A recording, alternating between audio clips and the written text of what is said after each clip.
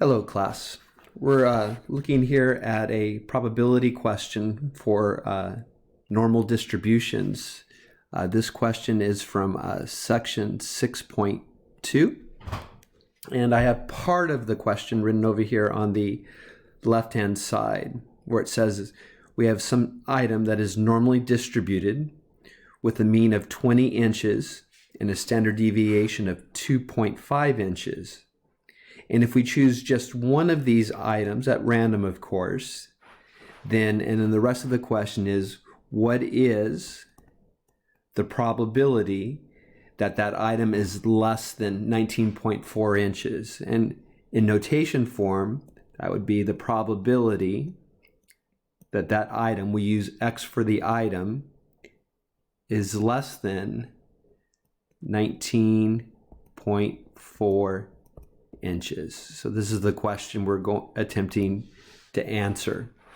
Now, one thing to notice, I have here on the right-hand side our normal distribution chart.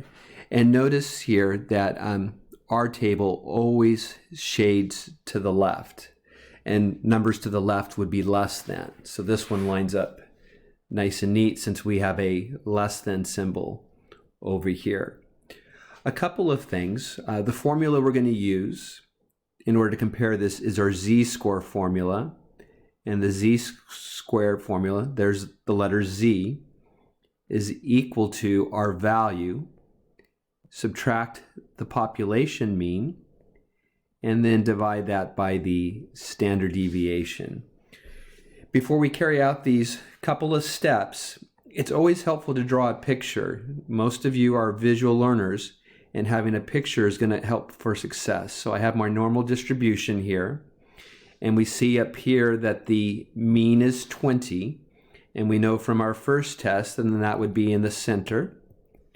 And then we know that the item that we're looking at is less than 19.4 inches. So 19.4 would be a little bit to the left of that. And we're looking for items that are less than 19.4. So I could shade that in. Remember, items that are less than would be to the left. Now notice I didn't shade half of the normal curve. I shaded a little bit less, maybe something like 40%.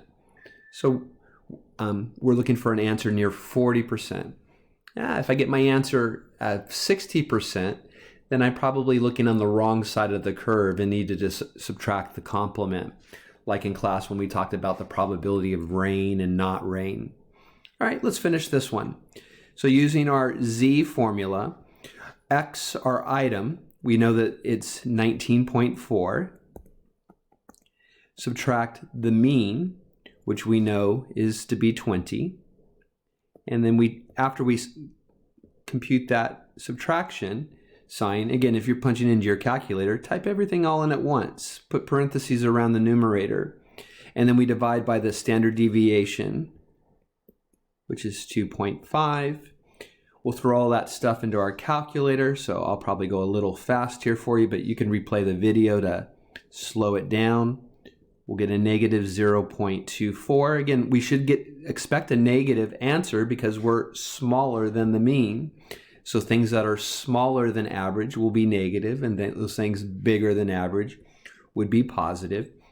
And then if we work on the notation a little bit more, I'm looking for my z-score of negative 0.24. We're going to get that off of our table. So looking at our table, we go all the way down to starting over here. Here's our X in our table. We need to go all the way down to a negative 0.2. Okay, but we have negative 0.24. So negative 0.2 would be the first column. Negative 0.21 would be the second column. Negative 0.22 would be our third column. 3 and then 4. So we need to see where these columns and rows meet.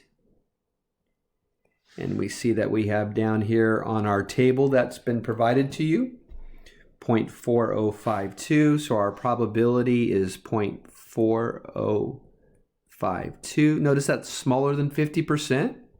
And like we said, it was almost 50%. So that was what we were expecting to see. So we found this probability. Notice we couldn't use the empirical rule from the previous section. Why is that? We didn't have a 1 standard deviation or 2 standard deviation. We had a 2.5 standard deviation. And so when we don't have 1, 2, or 3, then we're going to have to use our normal table. All right. I will look for your questions on the discussion board. We'll see you again soon.